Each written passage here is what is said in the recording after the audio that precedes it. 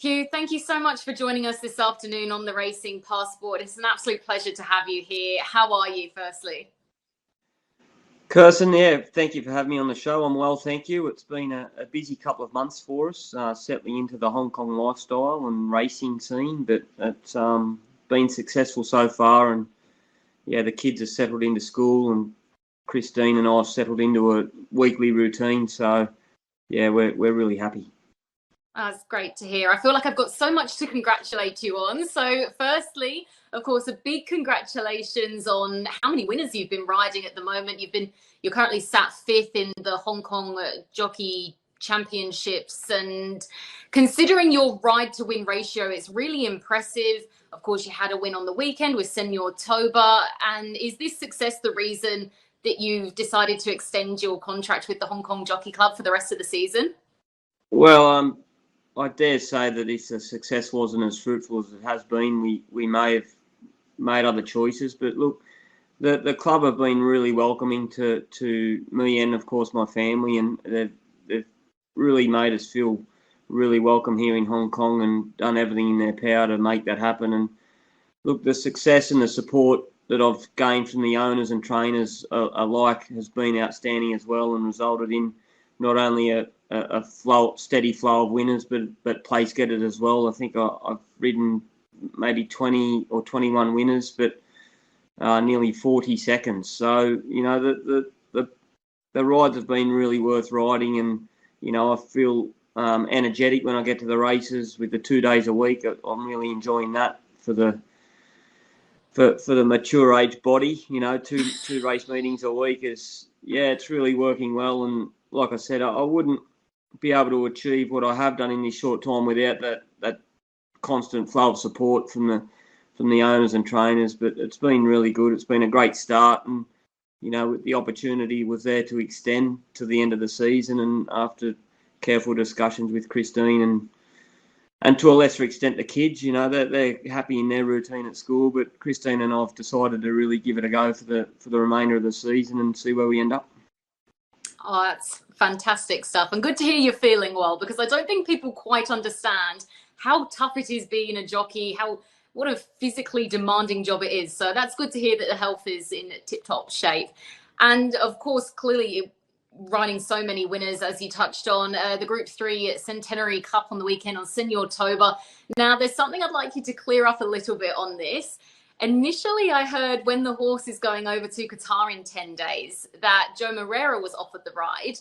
I then heard that Joe actually has commitments in Saudi at the time. So now it's been floating around in the media that you've been offered the ride. Can you confirm this?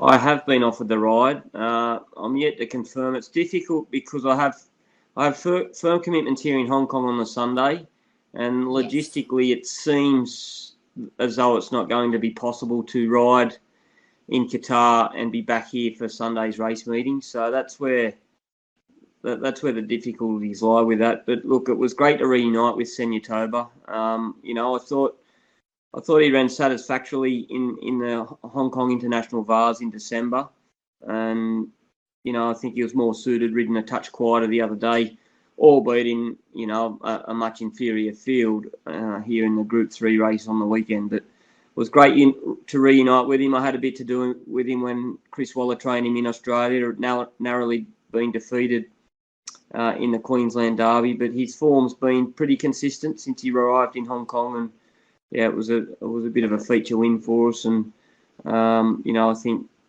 Senior Toba will make his presence felt when he gets to Qatar, whether I'm on him or not. Very interesting answer. It'll be interesting to then see who will be in the saddle. If your contract does allow you to ride internationally, is there any chance we'll be seeing you back in Australia throughout the Sydney Autumn Carnival?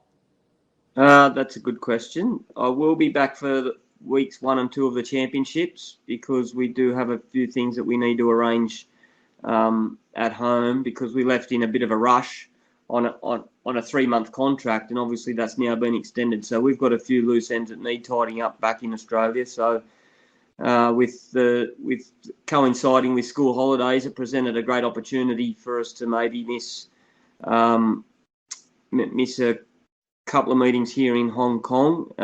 It is yet to be confirmed by the Hong Kong Jockey Club, so that's subject to their approval, of course. But I'm hopeful that I might be able to be back for day 1 and 2 of the championships. We would absolutely love that. Are there any rides currently on the radar? It's a bit early at this stage. I mean, look, and I'm not even confirmed whether I can come. So if that works out, I'd like to think that there might be something there, but we'll have to wait and see. There'll be plenty of horses to go around. Absolutely. So many talented if they need jockeys ones. on the planet. That's right. Yeah, plenty of talented ones. If you could have your pick of the bunch, which would you pick to ride? If there was just one. Well, there's lots of races to choose from. I know. One of the horses that I was at the forefront of my mind when I decided to extend my contract here was Fangirl.